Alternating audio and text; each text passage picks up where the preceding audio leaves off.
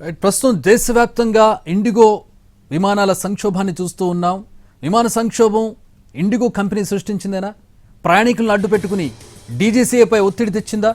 ప్రయాణికులకు కావాలనే సమాచారం ఇవ్వకుండా పానిక్ క్రియేట్ చేసిందా? 3 రోజులుగా విమానాలు నడవకున్న ప్రయాణికులకు క్యాన్సిల్ సమాచారం ఎందుకు ఇవ్వలేదు? ప్రయాణికులు ఎయిర్పోర్ట్లకు రాకుండా ముందుగా ఎందుకు నివారించలేదు? కొత్త నిబంధనలతో తమపై పడే భారాన్ని తగ్గించుకునేందుకే వేసిన ప్లాన్గా నిపుణులు అనుమానిస్తూ ఉన్నారు. ప్రయాణికులను ఎయిర్పోర్ట్ వరకు వచ్చేలా ఎందుకు చేసింది అనే ప్రశ్నకు సమాధానాలు లేవు. ముందస్తుగానే ఫ్లైట్ రద్దయినట్టు మెసేజ్ చేస్తే ఎయిర్పోర్టుకు వచ్చే వాళ్ళం కాదంటున్నారు ప్రయాణికులు. ఇండిగో కావాలని ఇలా చేసిందనే అనుమానాలు వ్యక్తమవుతున్నాయి. అయితే ఇలా చేయడానికి కారణాలు ఏంటి? ప్రయాణికులను ఇబ్బంది పెట్టాల్సిన అవసరం ఇండిగోకి ఎందుకు వచ్చింది? దీని వెనుక డీజీసీఏ తాజా నిబంధనలు మనం ఒకసారి గమనించాలి. డీజీసీఏ కొత్తగా తీసుకొచ్చినటువంటి నిబంధనల ప్రకారం పైలట్లకు రెస్ట్ టైం పెరుగుతుంది. అంటే 36 నుంచి 48 గంటల పాటు పైలట్లకు రెస్ట్ ఇవ్వాల్సి ఉంటుంది. అలాగే రాత్రి వేళల్లో ల్యాండింగ్ వారంలో 2 సార్లు మాత్రమే చేయాలి. అంటే ఒక పైలట్ 2 సార్లు నైట్ టైం ల్యాండింగ్ చేస్తే ఆ తర్వాత అతనికి ల్యాండింగ్ చేయాల్సిన అవసరం లేదు. అలాగే 48 గంటలు అంటే దాదాపు 2 రోజులు, అంటే కార్పొరేట్ ఎంప్లాయీకి ఇచ్చినట్టుగా 2 రోజులు పైలట్లకి సెలవు ఇవ్వాలి. దాంతో వాళ్ళకి ప్రాపర్ రెస్ట్ దొరుకుతుంది అనే ఉద్దేశంతో డీజీసీఏ సడలించింది.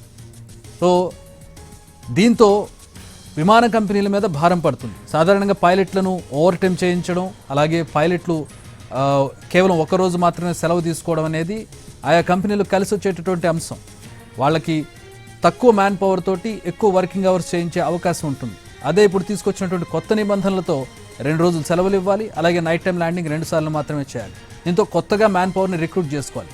పైలట్లను కొత్తగా రిక్రూట్ చేసుకోవడం వల్ల కంపెనీల మీద భారం పడుతుంది. భారతదేశంలో ఇండిగో మోనోపోలీ కనపడుతోంది. విమానయాన రంగంలో ఇండిగోది మోనోపోలీ. అత్యధికంగా ఫ్లైట్లను నడిపే కంపెనీ ఇదే. పంక్చువాలిటీ పాటిస్తుంది. అలాగే అత్యధికంగా ప్రయాణికులు ఎక్కేటటువంటి విమానయాన సంస్థ కూడా ఇండిగో. ఈ మోనోపోలీ ఇండిగో ప్రస్తుతం ఇండియాలో నడిపిస్తోంది. ఈ నేపథ్యంలో డీజీసీఏ తీసుకొచ్చినటువంటి కొత్త రూల్స్ ఇండిగో మీద ఎక్కువ ప్రభావం చూపిస్తాయి. సో ఇండిగో ఈ నిబంధనల నుంచి తప్పించుకోవడానికి వేసిన ఎత్తుగడగా నిపుణులు అనుమానిస్తూ ఉన్నారు.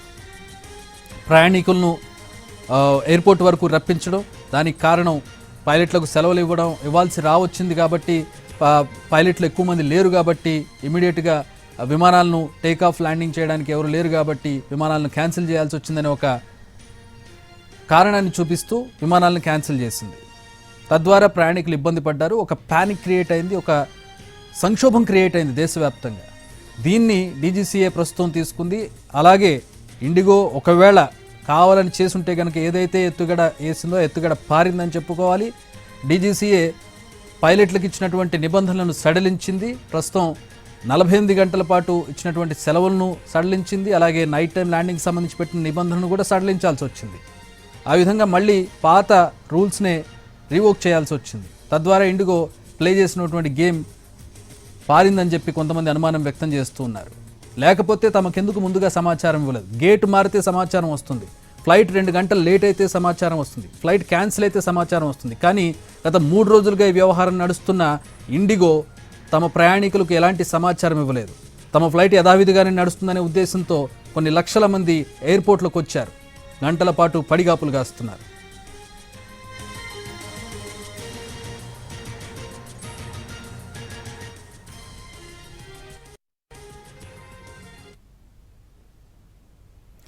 సో ఈ వ్యవహారం అంతా ఇండిగో ప్లాన్ చేసిన స్క్రిప్ట్ ప్రకారం ఇండిగో ఈ ప్లాన్ అంతా అమలు చేసిందా? తద్వారా తనకు కావాల్సినటువంటి డిమాండ్ను రాబట్టుకుందా అంటే చాలామంది అవునని అంటున్నారు. ప్రయాణికులు పడినటువంటి ఇబ్బందిని మనం గత 2 రోజులుగా చూస్తున్నాం. ఈరోజు అది పీక్స్కు చేరింది. ప్రస్తుతం మా ప్రతినిధి రాధాకృష్ణ జాయిన్ అవుతున్నారు. రాధాకృష్ణ, ఈ సమస్యను ఫాలో అవుతున్నారు. అలాగే ప్రయాణికులతో, ఎయిర్పోర్ట్లో ఉన్నటువంటి ప్రయాణికులు చాలామందితో రాధాకృష్ణ వాళ్ళతో మాట్లాడారు, వాళ్ళ ఫీడ్బ్యాక్ తీసుకున్నారు, వాళ్ళు ఫేస్ చేసినటువంటి ఇబ్బందులను కూడా ఆయన తెలుసుకునే ప్రయత్నం చేశారు. రాధాకృష్ణతో మాట్లాడదాం. శంషాబాద్ ఎయిర్పోర్ట్ నుంచి జాయిన్ అవుతున్నారు. రాధాకృష్ణ, ఒక బలమైన అనుమానం వినిపిస్తోంది. ఇండిగో ఇదంతా కూడా ప్లే చేసింది, తద్వారా తనకు కావాల్సిన డిమాండ్ను డీజీసీ మీద ఒత్తిడి తీసుకొచ్చి నెరవేర్చుకుంది, దానికి ప్రయాణికులను బలి చేసిందనే ఒక దారుణమైనటువంటి అనుమానాన్ని వ్యక్తం చేస్తూ ఉన్నారు. ప్రయాణికులు ఏమంటున్నారు? ప్రయాణికులు ఎట్లాంటి ఇబ్బందులు పడ్డారు? మీరు ఫాలో అవుతూ ఉన్నారు ఈ సమస్యని. చక్రి ఖచ్చితంగా ఇది ఒక ప్లాన్ అనే మనం చెప్పాలి. ఎందుకంటే దాదాపు 4 రోజులుగా దేశవ్యాప్తంగా ఇండిగో విమానాలకు సంబంధించిన రద్దవుతున్న సిట్యుయేషన్ ఉంది. కానీ ఎక్కడ కూడా ఇండిగో ఆ ప్రయాణికులు ఎవరైతే టికెట్లను కొనుగోలు చేసిన వాళ్ళు ఉన్నారో వాళ్లకు మాత్రం నేరుగా ఎక్కడ కూడా క్యాన్సిల్ అయినట్లుగా ఎక్కడ వాళ్ళకి మెసేజ్లు చేయలేదు. ఇదే పెద్ద అనుమానాలకు తావునిస్తుంది. ఎందుకంటే డీజీసీఏ నిబంధన ఏదైతే ఉందో ఆ నిబంధన చాలా ఇబ్బందికరంగా మారింది ఇండిగోకి. ఎందుకంటే దాదాపు 48 గంటల పాటు ఒక పైలట్కి వారంలో ఇవ్వాలి రెస్ట్ అంటే అది చాలా నష్టంతో కూడుకున్నది. అందుకోసమే ఒక ప్లాన్ ప్రకారం ప్రయాణికులకు ఎవరికి కూడా ఫ్లైట్ రద్దయినట్లుగా కానీ లేదా పోస్ట్పోన్ అయినట్లుగా కానీ ఇక ఏ మెసేజ్లు కూడా ఇవ్వలేదు. నేరుగా వాళ్ళు ప్రయాణికులు ఎయిర్పోర్ట్ల వరకు వచ్చేలాగా అక్కడికి వచ్చిన తర్వాత వాళ్ళంతా కూడా పడిగాపులు కాచేలాగా చేయడం, ఆ తర్వాత ప్యానిక్ని క్రియేట్ చేయడం. అంటే ప్రయాణికులందరూ కూడా అసహనానికి లోనైన తర్వాత ఆగ్రహం వ్యక్తం చేస్తూ మాట్లాడడం, ఇలాంటివి ఏవైతే ఉంటాయో వీటి ద్వారా డీజీసీఏ మీద ఒత్తిడి తీసుకొచ్చేందుకు ప్రయత్నం చేసినట్లుగా మనకు గత 4 రోజులుగా చూస్తే తెలుస్తుంది. ఎందుకంటే చాలామంది ప్రయాణికులతోటి మాట్లాడడం వాళ్ళంతా కూడా అదే విషయాన్ని చెప్తున్నారు. కనీసం ఫ్లైట్కి సంబంధించిన వివరాలు,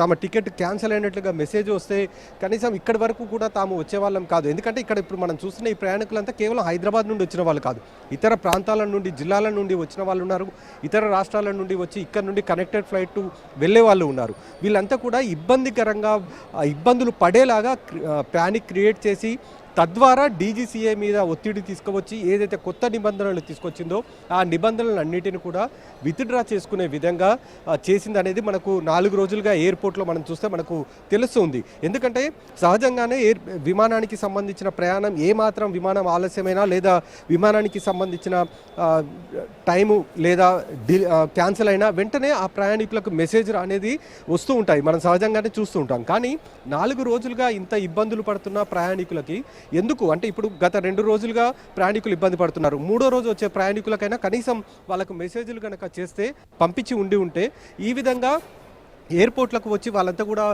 క్యూలలో నిలబడే పరిస్థితి ఉండేది కాదు. కానీ ఒక ప్లాన్ ప్రకారమే చేసినట్లుగా ఇక్కడ ఉన్న ప్రయాణికుల ద్వారా మనకు తెలుస్తుంది. అలాగే చాలామంది నిపుణులు కూడా ఇదే అభిప్రాయాన్ని వ్యక్తం చేస్తున్నారు. ఎందుకంటే నేరుగా ఇండిగో డీజీసీఏ మీద ఒత్తిడి తీసుకొచ్చే అవకాశం లేదు కాబట్టి ఈ విధంగా ప్యానిక్ని క్రియేట్ చేసి ప్రయాణికుల ద్వారా ప్రెషర్ కనుక పెంచే విధంగా చేస్తే డీజీసీఏ వెంటనే వెనక్కి తగ్గుతుంది, ఆ తర్వాత ఈ కొత్త నిబంధనలు అన్నింటినీ కూడా విత్డ్రా చేసుకుంటుంది అనేది ఇండిగో ఒక ప్లాన్ ప్రకారం చేసినట్లుగా మనకు తెలుస్తుంది.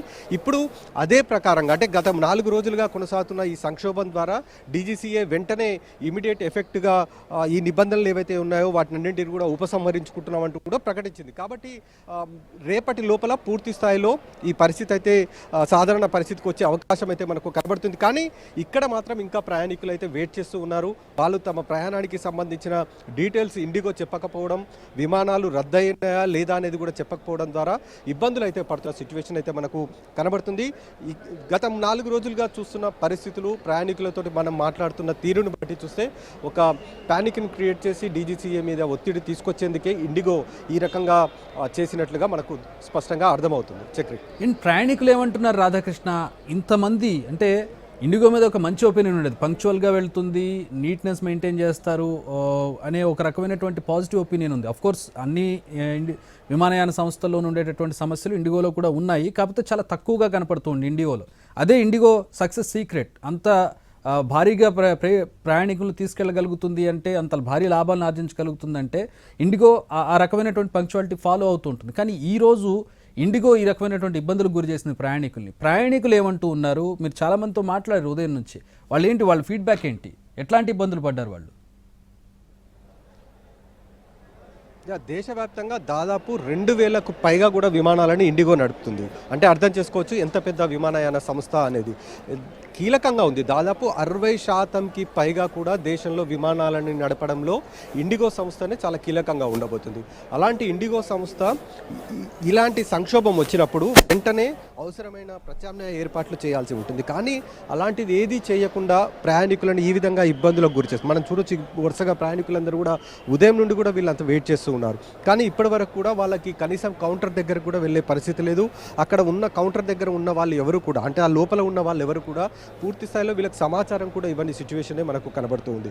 దీంతో అసహనంగా ఉన్నారు. మనం వెళ్ళి వాళ్ళతోటి మాట్లాడించే ప్రయత్నం చేసినా కూడా వాళ్ళు కొంత అసహనానికి గురవుతున్నారు. ఉదయం నుండి కూడా తాము చెప్తూ ఉన్నాము, తమల్ని ఎవరు పట్టించుకోవట్లేదు అనేది వాళ్ళు చెప్తూ ఉన్నారు. అలాంటి టైం ఇంకా ఉంది. కనీసం వీళ్ళకి మంచినీళ్ళు ఇచ్చే దిక్కు లేదు. ఇక్కడ ఎయిర్పోర్ట్లో దాదాపు ఉదయం నుండి కూడా వెయిట్ చేస్తున్న ఈ ప్రయాణికులకు ఎవరిని కూడా పట్టించుకున్న దాఖలాలు లేదు. వాళ్ళకి మంచినీళ్ళు కానీ ఇతర సౌకర్యాలు కానీ ఏవీ లేవు. వాళ్ళంతా కూడా ఆతృతలో ఉన్నారు. ఎందుకంటే వీళ్ళకి కనెక్టింగ్ ఫ్లైట్స్ ఉంటాయి. ఆ కనెక్టింగ్ ఫ్లైట్స్ని అందుకునే అవసరం ఉంటుంది. అలాంటి పరిస్థితులలో వాళ్ళు టెన్షన్గా ఇక్కడ ఉంటున్న సిచ్యువేషన్ అయితే మనకు కనబడుతుంది. ఈ నేపథ్యంలోనే ఇండిగో ఎందుకు ఈ విధంగా ప్రవర్తిస్తుంది, అంటే ఎందుకు ఇండిగో ఇలాంటి చర్యలకు దిగింది అనేది కూడా వేచి చూడాల్సిన పరిస్థితి అయితే ఉంది. ఎందుకంటే దేశవ్యాప్తంగా 60%కి పైగా విమానాలను నడిపే సంస్థ ఇప్పటి వరకు ఎలాంటి రిమార్క్ లేని సంస్థ. ఎందుకంటే చాలా వరకు మనం చూసాం, ఎయిర్ ఇండియాకి సంబంధించిన కావచ్చు, ఇతర కంపెనీలకు సంబంధించిన కొన్ని ఇబ్బందులు చూసాము. అలాగే ఉద్యోగులు కూడా ధర్నాలు, స్ట్రైకులు చేసిన సందర్భాలు ఉన్నాయి. కానీ ఇండిగోలో అలాంటి సిచ్యువేషన్ మాత్రము లేదు. దీంతో ఇండిగోకు ఒక మంచి పేరుంది, ఇండిగో సంస్థకు ఒక మంచి పేరుంది. అలాంటి పేరున్న ఇండిగోకి ఎందుకు ఇలాంటి సిచ్యువేషన్ వచ్చింది? ఈ కొత్త నిబంధన ఒక్కటే ఇంత భారీ స్థాయిలో సంక్షోభం సృష్టించాల్సిన పరిస్థితి అసలు ఇండిగో విమానయాన సంస్థకు ఎందుకు దారి తీసింది అనేది కూడా చూడాల్సిన పరిస్థితి అయితే మనకు కనబడుతుంది. చాలామంది ప్రయాణికులు అయితే ఉదయం నుండి మాట్లాడిన వారే ఇప్పుడు మనం చూస్తున్న వాళ్ళంతా కూడా ఉదయం నుండి మనం చూపిస్తున్న వాళ్ళే. వీళ్ళంతా కూడా కొత్తగా వచ్చిన వాళ్ళు ఎవరు లేరు. వాళ్ళనే ఇంకా పరిష్కరించలేదు. వాళ్ళకి సంబంధించిన బోర్డింగ్ పాసులు ఇవ్వడమా, లేదా వాళ్ళకి ప్రత్యామ్నాయ ఏర్పాట్లు చేయడమా, లేదా మరుసటి రోజుకి విమానయానికి సంబంధించిన బోర్డింగ్ పాసులు ఇవ్వడమా, అలాంటిది ఏది ఇవ్వకపోవడంతో వాళ్ళంతా కూడా అలాగే క్యూ లైన్లలో వేచి ఉన్న సిచ్యువేషన్ అయితే ఉంది. మరికొంతమంది ప్రయాణికులు అయితే బోర్డింగ్ పాసులు తీసుకొని కూడా లోపలికి వెళ్ళిన తర్వాత ఎక్కడైతే గేట్ని కేటాయిస్తారో ఆ గేట్ దగ్గరికి వెళ్ళిన తర్వాత అక్కడ కూడా ఈ ఇబ్బందులు ఆల్రైట్ గురవుతున్నది ఎవరు అంటే అయ్యప్ప స్వాములు అనేది మనం చెప్పుకోవాలి. ఎందుకంటే వీళ్ళు చాలా వరకు కొచ్చిన్ ఎయిర్పోర్ట్ కి వెళ్ళడానికి చాలా మంది అయ్యప్ప స్వాములు ఇక్కడ నుండి వెళ్తారు. అలాంటి స్వాములు గత 4 రోజులుగా ఇబ్బందులు పడుతున్నారు. వాళ్ళు ఉదయం నుండి చెప్తూ ఉన్నారు. అంటే దాదాపు నిన్న లోపలికి వెళ్ళిన వాళ్ళు కూడా అలాగే లోపల ఉన్న సిచ్యువేషన్ ఉంది. స్వామి, మీరు ఎప్పుడుందండి మీ ఫ్లైట్ ఎప్పుడుంది, ఏం చెప్తున్నారు?